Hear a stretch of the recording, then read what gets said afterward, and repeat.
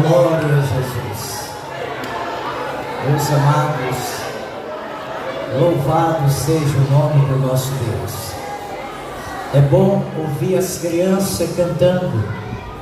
As crianças são o futuro da igreja do amanhã.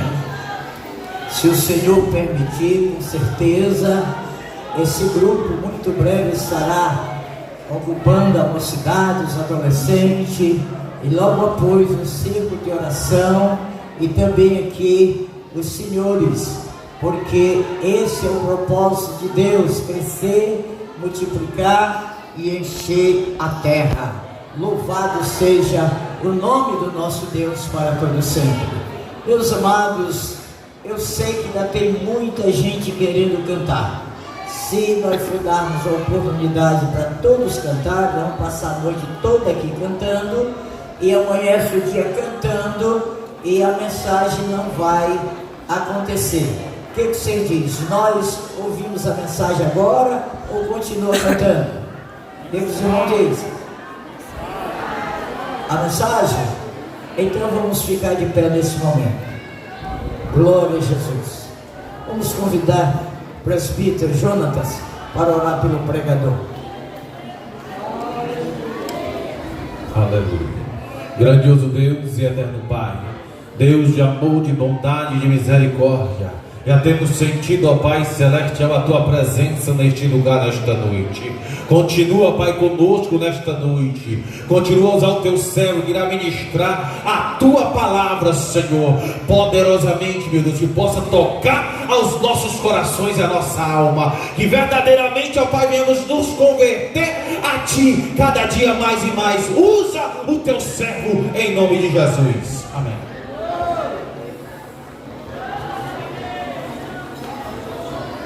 Meus amados irmãos, igreja, recebam a paz do Senhor. Vamos fazer a leitura do tema do texto dessa matéria, a carta de Paulo aos Efésios, capítulo de número 5. Vamos reler novamente aquele que já foi lido hoje, para nós enfatizarmos com mais clareza aquilo que Deus escolheu para falar conosco. Quando os irmãos localizam o texto, nós expressamos a nossa gratidão, a nossa alegria em poder retornar a essa casa, revendo nosso amigo pastor, sua família, a qual nós amamos e respeitamos. A ele estendo a minha saudação ao corpo de obreiro desse campo.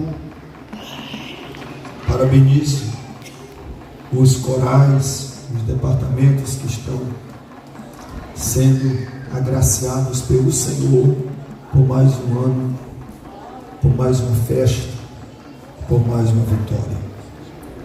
Ao Senhor nosso Deus a honra, ao Senhor nosso Deus a glória, hoje e para todo sempre. Deus continue abençoando. Quando encontraram a carta de Paulo aos Efésios, capítulo de número 5, nós vamos ler a primeira parte do texto para a nossa reflexão. Diz assim o texto que foi escolhido para o tema dessa festa. O apóstolo Paulo escrevendo aos irmãos em Éfeso: pelo que diz, desperta, ó tu que dormes, e levanta-te dentre os mortos, e Cristo te esclarecerá. Diga comigo: desperta, ó tu que dormes. Pode sentar nessa noite, tome o seu assento. Vamos meditar, dizer aos irmãos que essa carta que o apóstolo Paulo escreveu, quero chamar a sua atenção para algumas questões acerca do que levou o apóstolo a ministrar esse versículo mais uma vez, porque foi repetido esse texto em outras cartas. Então a preocupação de Paulo era muito maior do que nós imaginamos. Eu não tenho dúvida de que Deus clareou o coração dos irmãos, do pastor, das irmãs, para este tema, e o Senhor tem um propósito. Ele tem uma razão pela qual esse tema foi colocado nessa festa. O apóstolo Paulo, nesse período que ele escreveu, ele não estava numa vida luxuosa, ele não estava passeando e nem estava fazendo missões. Nesse período que Paulo escreve essa carta, quando ele está dizendo a uma igreja a qual ele destina um dos maiores tempos do seu ministério, entre as 3 viagens missionárias, essa igreja foi fundada por ele na terceira viagem missionária de Paulo. Do Atos capítulo 20 em diante, você vai acompanhar. Paulo destina a essa igreja um tempo maior. Quando ele foi fundar a igreja de Corinto, ele passou apenas 1 ano e 6 meses. A guerra em Corinto foi tão grande que Paulo pensou em desistir. Quando ele foi fundar Bereia, Tessalônica, que fica próximo à região, ele foi expulso, ele foi enxotado. Quando ele chegou em Filipos, aonde ele funda a igreja que recebe o título de Filipense, Paulo é surrado, apanha e vai até preso. E lá na prisão ele entoa um cântico juntamente com Silas, e a Bíblia diz que há um terremoto e abre as portas da prisão e Paulo é liberto. Mas quando Paulo vai escrever esta carta, ele está preso. É por isso que essa carta é uma carta da prisão. E não somente ela que foi escrita na prisão, mas também a carta aos Colossos, que fica próxima à mesma região. Não somente a carta de Colossos, mas Paulo também preso, ele escreve a carta aos Filipenses, ou a igreja em Filipos, que foi uma das primeiras igrejas que Paulo fundou em Atos 16, na sua segunda viagem missionária, quando ele queria pregar o evangelho na Ásia, e por motivo da direção do Espírito Santo, ele foi impedido a pregar. E o Espírito de Deus disse: eu não quero que você vá pregar na Ásia, eu quero que você fique aqui aguardando, porque à noite eu vou falar com você. E a Bíblia diz que perto da meia-noite ele ouviu uma voz. Um varão gritava e dizia: Paulo, passa para a Macedônia e nos ajuda. Isso revela, abrindo aqui um parênteses, que quem é cheio do Espírito Santo, ele não se governa. Tem hora que ele quer ir para um lado e o Espírito de Deus não deixa. Tem hora que ele quer fazer alguma coisa e o Senhor diz: não faz, mesmo que seja certo. Mas se você querer fazer no tempo errado, o Espírito de Deus vai dizer: espera, porque o tempo certo vai chegar para você fazer aquilo que eu te mandei. Quando ele está escrevendo a carta aos Efésios, ele está preso. E é por isso que a carta aos Efésios ela é chamada pela teologia de carta discipular. O que é carta circular? Era uma carta que não poderia ficar presa a um povo, mas ela deveria ser levada a todas as igrejas da Ásia. Por isso que quando João tem a revelação no Apocalipse, a primeira carta que Deus escreve para entregar ao anjo foi a igreja de Éfeso, porque é esta igreja onde Paulo estava preso, escrevendo para ela, ele titula ela como a igreja que vai subir, a igreja eleita. Essa carta é a carta mais doutrinária do Novo Testamento. Ela é a carta que fala da igreja, da exaltação da igreja. Por isso que nessa carta Paulo diz que a igreja não está embaixo, mas ela está em cima, nas regiões celestiais, aguardando o seu Senhor. Enquanto Paulo escreve a carta aos Efésios e chama a carta da igreja, ou da eclesiologia, Paulo escreve a carta aos Colossenses também, e na carta aos Colossenses ele diz que ela é a carta onde o Senhor é superior aos anjos, porque lá em Colossenses ele exalta o Senhor acima dos anjos, acima de toda a criatura, e chama o Senhor de prioridade no reino dos céus. Enquanto ele está preso, escrevendo a carta aos Efésios, chama a sua atenção para você entender essa parte introdutória, porque ele também está escrevendo outra carta, que é a chamada carta de Filipenses, ou a carta aos Filipos.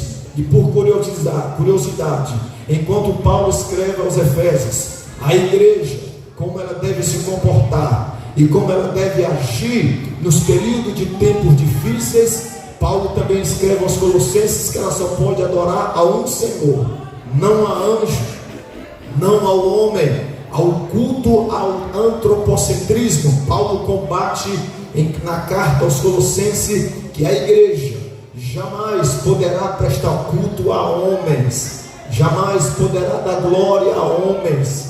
É por isso que o anjo exortou o apóstolo João. Quando ele viu o anjo, ele se ajoelha, e o anjo diz: levanta-te, rapaz, eu apenas sou mensageiro do Senhor, eu fui enviado para proteger vocês. A Ele, somente a Ele, a honra, a glória, o louvor para todo sempre. Mas quando Paulo vai escrever a carta aos Filipenses, ele toma um rumo diferente, porque o tema da carta aos Filipenses, eu vou voltar para o texto, é a carta da alegria. É lá que ele diz: alegrai-vos no Senhor. E ele diz: alegre-se, porque eu estou preso, porque na minha prisão a tristeza não tem lugar para ela, porque eu sei que enquanto eu estou preso, vocês aí fora estão alegres.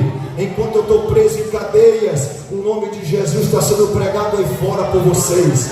Por isso, enquanto Paulo está preso, ele escreve a carta aos Filipenses dizendo à igreja: eu não estou preso aqui por acaso, eu não sou prisioneiro de César, eu não sou prisioneiro de Diocleciano, eu não sou prisioneiro de Nero, eu não sou prisioneiro de Domiciano, mas eu sou embaixador de cadeias, eu sou um prisioneiro do Senhor Jesus Cristo. Bendito seja o Senhor. Paulo nos ensina que não é o local que define quem nós somos. Paulo nos ensina que não é o momento que define a alegria da igreja.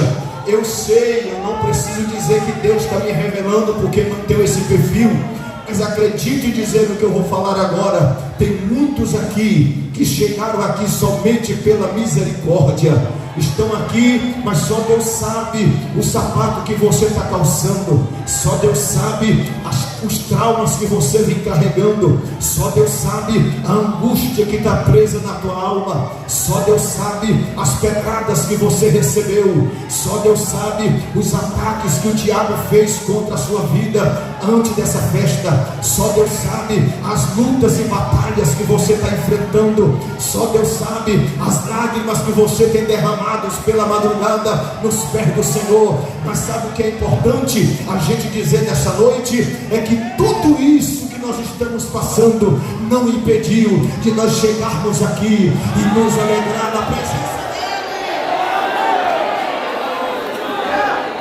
A maior raiva do diabo é saber que você está passando luta por luta, mas está aqui dando glória ao Senhor.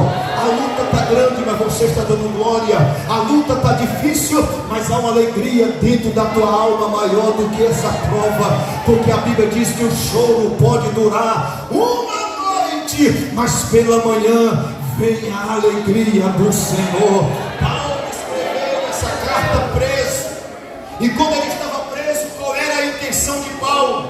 Qual era o que passava na mentalidade de Paulo a escrever essa carta? Vamos dividi-la nos seus 6 capítulos. No capítulo 1, Paulo aprimora a igreja dizendo: vós sois eleitos de Deus, Deus vos escolheu, Deus vos predestinou para que vocês um dia possam estar com Ele na sua glória. Então no capítulo 1, Paulo doutrina a igreja falando sobre a eleição e a predestinação. Não é essa fatalista que pregam-se aí na internet, não é essa essa que criaram baseado na doutrina ou na fala de João Calvino. Não é essa. É a doutrina da predestinação bíblica. É a doutrina da escolha, de antecipação que Deus já fez antes da eternidade para com aqueles que vão herdar um dia o céu de glória.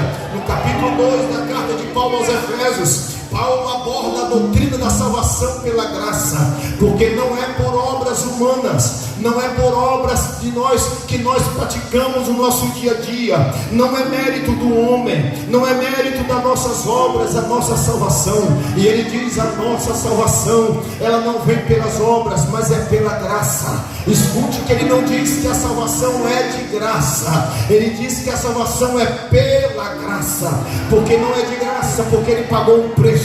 E o preço que ele pagou foi tão alto que ele disse para Pedro: escreve a carta no capítulo 1 e fala o valor da salvação deles. E aí Pedro diz: eu vou tentar. Nem foi por ouro, nem foi por prata, e nem foi por dinheiro nenhum na terra que vós foste comprado, mas pelo precioso sangue daquele que morreu inocente, que vocês foram comprados.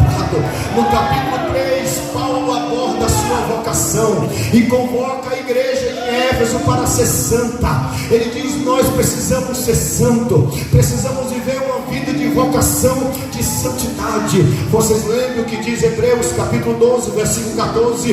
O mesmo autor, a carta aos Hebreus, ele está dizendo: segui a paz uns com os outros e a santificação, sem a qual ninguém verá o Senhor. Não é chegar no céu, ninguém verá a Ele, ninguém chegará um dia com Ele sem a santificação. No capítulo 4, Paulo aborda o capítulo da unidade da fé, e ali ele diz: há um só Deus, há um só Espírito, há um só batismo, há um só Senhor.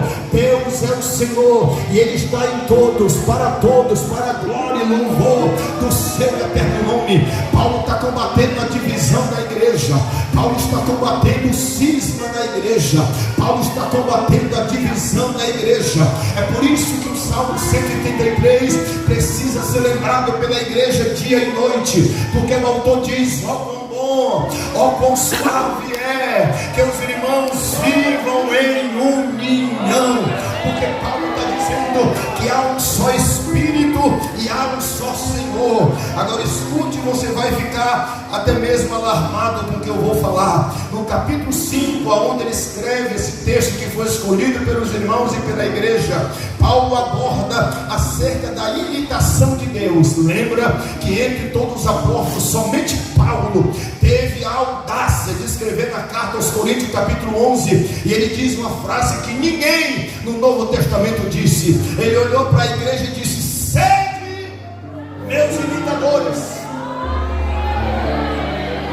como eu também sou de Cristo.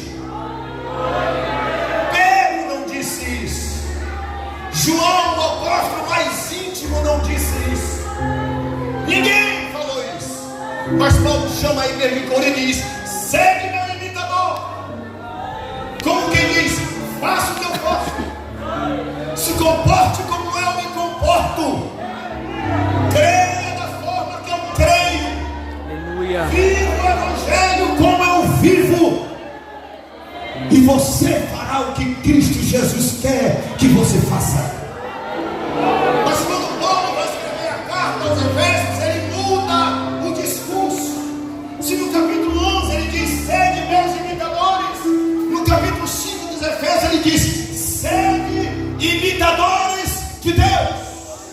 Sede imitadores de Deus. No capítulo 5, Paulo está abordando aos crentes em Éfeso a viver uma vida de imitação ao Senhor, de procurar seguir os seus passos, obedecer os seus passos e ser guiado pelo plano da sua bendita palavra. É por isso que o capítulo 5 e o verso 14 é chamado o despertamento do arrependimento. Por quê, pastor? Porque existem vários tipos de despertar na Bíblia, e eu vou lembrar os irmãos que no capítulo 6 Paulo finaliza a carta dizendo: igreja de Éfeso, revestivos do poder, e da graça que há no Senhor Jesus Cristo, porque a nossa luta não é contra a carne e nem contra o sangue, mas contra os principados e potestades nos ares,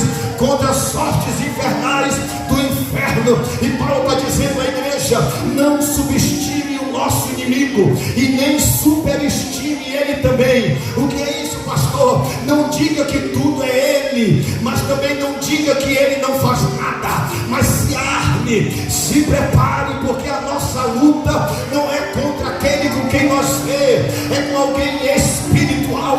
Enquanto estamos aqui nesse grande culto de louvor ao nome do Senhor, eu digo aos irmãos: há uma guerra no mundo espiritual. Satanás não está dormindo. A Bíblia diz que os homens dormiu e ele foi lá e semeou o joio. Enquanto a igreja dorme, ele está operando e fazendo coisas malignas contra as nações. Mas hoje a igreja está acordada, adorando e glorificando o nome do Senhor. Pois bem, volte comigo para o capítulo 5 da carta de Paulo aos Efésios, e você vai entender que esse capítulo é o capítulo do despertamento ao arrependimento da igreja. Por quê, pastor? Porque essa igreja se tornou a maior igreja da região da Ásia. Ela foi tão grande, ela cresceu tanto, ela desenvolveu tanto, ela fez tantas obras maravilhosas, que a sua durabilidade de avivamento durou cerca de 4 décadas. 4 décadas. Quem passasse pela Ásia queria conhecer o templo central da igreja de Éfeso. Quem passasse por a região não poderia perder um culto ali naquela igreja, porque durante 40 anos Jesus Cristo curou, salvou, batizou, fez prodígios e maravilhas, e o mundo conheceu o Evangelho na Ásia através da igreja de Éfeso. Olha para cá! Foi uma igreja onde passou os grandes homens da história. Paulo pastoreou Éfeso. Depois, a história diz que João pastoreia também Éfeso. Depois, o discípulo dele, Policarpo, também pastoreia Éfeso. E alguns se atrevem a dizer que até Timóteo passou por lá. O histórico, o currículo de Éfeso chamava a atenção, atraía a multidão. O templo da deusa Diana, a deusa mais adorada em Éfeso, aonde tinha culto de prostituição ao vivo, aonde tinha sacerdotisas malignas, queimação de incenso, magias negras, macumbaria e feitiçaria naquela cidade que prevalecia. A igreja cresceu tanto que abafou os panos malignos. Os turistas não queriam mais ir no templo da deusa Diana. Agora todo mundo queria conhecer a igreja em Éfeso.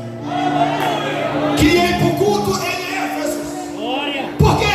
Porque o avivamento dela não expulsou ninguém.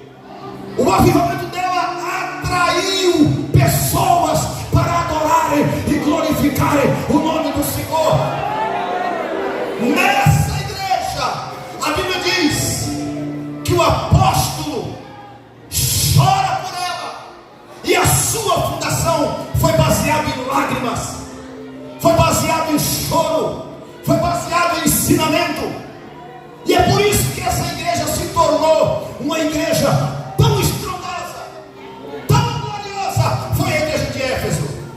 Porém, 4 décadas depois, a carta da revelação é escrita, e a primeira igreja que é intimada por Deus, a primeira igreja que Deus sente falta na Ásia, não é Laodiceia de trás para frente, não é Filadélfia, não é Sardes, não é Pérgamo, não é Tiatira, não é Éfeso.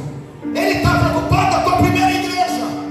40 anos depois, a poeira se assentou, o templo foi derrubado, cristãos se espalharam por toda a Ásia, desviaram da fé, desviaram espiritualmente, caíram na decadência moral, perderam o fervor, perderam a alegria do céu, e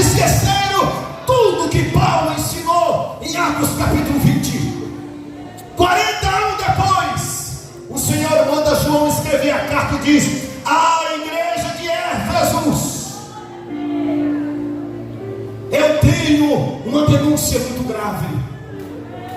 Vocês caíram diante de mim, perderam o vosso amor perante mim,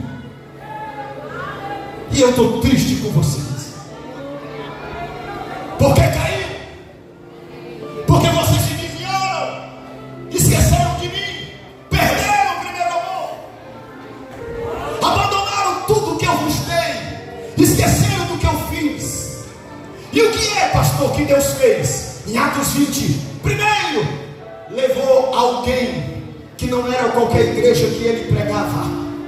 Para ele fundar aquela igreja, ele teve que apanhar, ele teve que ser surrado, ele teve que derramar sangue, ele teve que chorar noites e noites.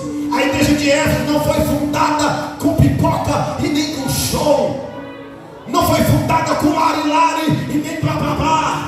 Ela foi fundada através de alguém que disse: não importa o que eu vou sofrer lá, não importa o que vão fazer de mim, portanto que se cumpra em mim o meu chamado e a minha vocação diante daquele que me chamou.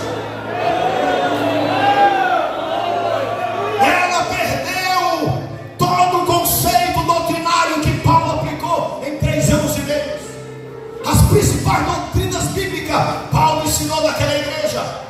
Segundo, Paulo ensinou a igreja a viver uma vida de devoção, e é lá que ele diz: é dando que se recebe. É lá que ele ensina que nós devemos combater contra o nosso egoísmo e o sentimento do hedonismo. Primeiro eu, antes eu hoje, eu amanhã, eu depois. Paulo diz: aqui não é eu e nem você, dê primeiro e depois você vai receber daquele que é fiel para cumprir a sua promessa.